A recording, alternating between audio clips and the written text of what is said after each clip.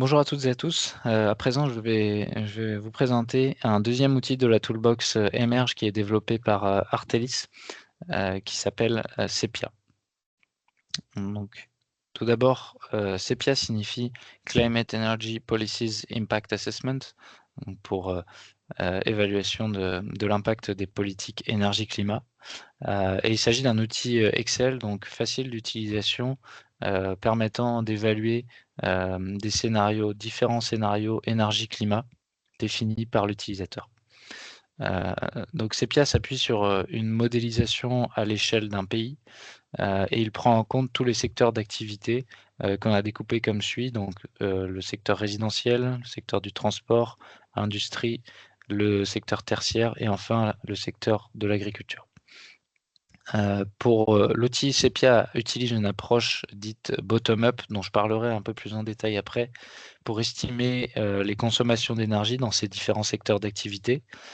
Et il offre une modélisation assez détaillée, puisque une grande librairie de leviers d'action est disponible pour laisser à l'utilisateur le choix de la définition de ces scénarios. Donc c'est un outil de planification énergie-climat qui est open source et qui est facile d'utilisation pour les non-développeurs. Alors tout d'abord, avant de rentrer dans le détail technique de la méthodologie qui est utilisée au sein de Sepia, je voudrais récapituler quelles sont les entrées et les sorties de cet outil. En termes d'entrée, on va avoir besoin en premier lieu de certaines hypothèses, on va dire haut niveau, général à l'échelle du pays considéré, qu'on va appeler des variables de contexte. Il peut s'agir par exemple d'une tendance démographique ou encore de facteurs d'émission CO2 de différents produits ou différents combustibles, etc., dans le pays considéré. Il peut s'agir également de la consommation d'énergie actuelle du pays. Donc on considère que toutes ces variables ne peuvent être modifiées par des décisions politiques et elles sont donc des variables dites de contexte sur lesquelles l'utilisateur n'a pas d'effet. Et enfin, on a un deuxième type d'entrée qui sont des variables spécifiques définies par l'utilisateur pour chacun des secteurs d'activité, donc des 5 secteurs d'activité considérés. Et ces variables, on va les appeler les variables d'action car elles représentent des actions ou des politiques concrètes qui peuvent avoir un effet sur les secteurs d'activité modélisés. Donc il peut s'agir par exemple, là j'ai mis un exemple sur le secteur résidentiel pour le passage à une cuisson ou à un chauffage au GPL par rapport à du fuel. Il peut s'agir également d'une augmentation de l'intégration des ENR dans le réseau électrique. Il pourrait également s'agir d'une augmentation de la part de véhicules électriques dans le secteur du transport et bien d'autres exemples comme ça. Comme je le disais avant, on a une très grande librairie de leviers d'action possibles à travers ces variables dites d'action, qui sont l'entrée principale à fournir à l'outil Sepia. Donc en sortie, je parlerai ensuite de la méthodologie et de comment l'outil procède pour calculer ces sorties. On va fournir à l'utilisateur plusieurs indicateurs sous forme de tendance sur un horizon de 30 ans avec un pas de temps de 5 ans. Donc ces indicateurs, ils peuvent être de 3 types. On a des indicateurs énergétiques, notamment des consommations d'énergie finale par secteur ou encore des capacités installées en mégawatts sur le réseau électrique. Il va s'agir également d'indicateurs environnementaux comme les émissions de gaz à effet de serre ou d'autres polluants. Et enfin, il y aura des indicateurs économiques comme par exemple les coûts du système électrique ou le Levelized Cost of Energy, donc qui est le coût annualisé de l'énergie. Donc tous ces paramètres de sortie vont permettre, in fine, d'aider les décideurs ou les utilisateurs de l'outil à définir des actions et des politiques adaptées en fonction d'objectifs quantifiés. Et donc l'outil permet de simuler en parallèle une multitude de scénarios, ce qui permet justement de faciliter cette aide à la décision. Donc en ce qui concerne le cœur de l'outil et la façon dont sont calculées ces indicateurs. En fait, on va procéder en 3 étapes. La première étape consiste à estimer les consommations d'énergie dans les différents secteurs d'activité, et c'est ici que se situe l'approche dite bottom-up. Donc là-dessus, on va en fait à partir des besoins, calculer l'énergie finale nécessaire par source ou par vecteur énergétique. Donc il peut s'agir d'électricité, de biomasse, de gaz naturel ou encore de pétrole et produits pétroliers. Et donc ceci pour chaque secteur, chacun des 5 secteurs mentionnés précédemment. Une fois cette estimation des consommations réalisée, on va calculer la production donc pour déterminer comment on va atteindre ces besoins en énergie finale.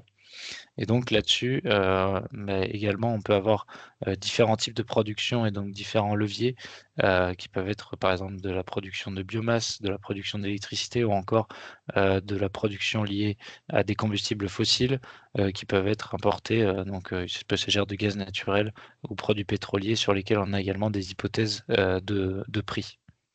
Et enfin, donc une fois ces 2 inconnus déterminés, donc la consommation d'énergie et la production associée, on peut calculer les indicateurs, là encore, par secteur.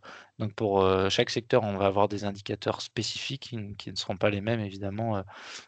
Donc par exemple, pour le réseau électrique, on va avoir des indicateurs sur la capacité installée en mégawatts, sur les productions et demandes pour différentes technologies. On a des indicateurs sur les émissions de CO2 et sur les imports ou la dépendance aux ressources pétrolières ou encore les coûts du système énergétique. Donc ici, c'est un extrait de la documentation de Sepia qui résume les différents onglets en fait qui constituent l'outil, et on retrouve dans les données d'entrée ici en bleu les variables de contexte et les variables d'action dont j'ai parlé tout à l'heure, qui sont les 2 principales entrées de l'outil. Ensuite, ici en vert, on a des feuilles de calcul dédiées pour chacun des 5 secteurs qui vont détailler le modèle utilisé pour les calculs notamment énergétiques. On a en jaune ici la définition des scénarios par l'utilisateur. Donc c'est ici que toutes les variables d'action seront définies par l'utilisateur qui décide des leviers d'action qu'il souhaite mettre en place dans chaque secteur d'activité. Et enfin, on a une base de données ici qui permet de lister toutes les sources de données utilisées par l'outil. Et donc l'onglet en rouge indicateur permettra in fine à l'utilisateur qui simule différents scénarios, eh bien, de représenter les indicateurs clés sur les plans énergétiques, environnemental et économiques qui lui permettront de décider quels sont les leviers d'action pertinents à mettre en place. Donc pour conclure sur cet outil Sepia, il présente de très intéressantes perspectives d'utilisation au sein du projet Emerge, et on souhaite également bien évidemment améliorer cet outil dans le cadre de ce projet. Alors l'une des premières perspectives est d'améliorer l'expérience utilisateur à travers une interface de collecte de données améliorée et notamment la connexion à la base de données développée dans le cadre de Emerge. Il s'agirait également d'améliorer la représentation des données de sortie et d'ajouter des options de flexibilité supplémentaires. Donc il existe, comme je disais, de nombreux leviers d'action, mais on peut encore ajouter de nombreuses options de flexibilité, par exemple telles que le load shifting dans l'industrie, donc qui permet d'adapter la charge en fonction du moment de l'année ou de la saison. La gestion des systèmes d'irrigation dans l'agriculture ou encore la gestion de la demande électrique dans le résidentiel, qui est également un levier, par exemple, d'économie d'énergie. Et enfin, on ajoutera et on ajustera les indicateurs calculés par l'outil Sepia afin de mieux traiter dans le cadre de Emerge les enjeux financiers, environnementaux et socio-économiques qui ont été identifiés, et donc de mieux s'adapter au contexte de ce projet. Je vous remercie pour votre attention.